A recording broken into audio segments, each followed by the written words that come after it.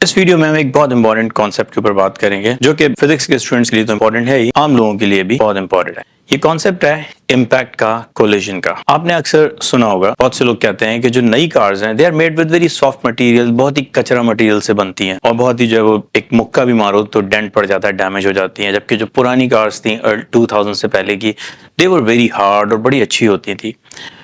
Reason is ये जो नई कार्स हैं ये डेलिबरेटली ऐसी बनाई जाती हैं, ये बहुत महंगे मटेरियल से बनती हैं, इनमें क्रम्पल जोन बनाया जाता है ताकि किसी भी कोलिजन के वक्त ये मैक्सिमम फोर्सेस को एब्जॉर्ब करे, जिसे हम कहते हैं। बट एक्चुअली क्या करता है मैं आपको बताता हूँ।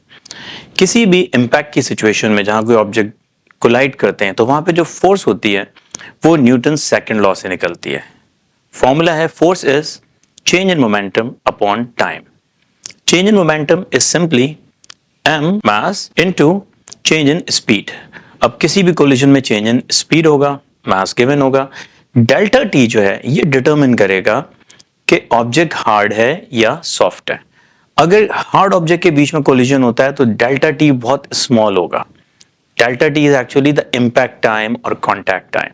और क्योंकि फोर्स और डेल्टा टी इनवर्सली प्रोपोर्शनल है तो फोर्स बहुत ज्यादा होगी। ऑन दी अदर एंड अगर किसी नई कार का एक्सीडेंट होता है या कोलिजन होता है तो नई कार टकराते हुए क्रम्पल कर जाती है, एज यू कैन सी। और इस क्रम्पलिंग में टाइम ऑफ कांटेक्ट जो है वो इंक्रीज हो जाता है, जिसकी वजह से इंपैक्ट फोर्सेस डिक्रीज हो जाती हैं। That saves life.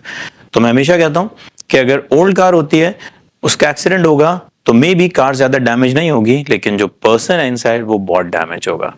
New cars में अगर एक्सीडेंट होता है तो कार बहुत डैमेज होती है, बट पर्सन्स जो है उनकी फैटेलिटी जो है वो काफी कम है as compare to old cars.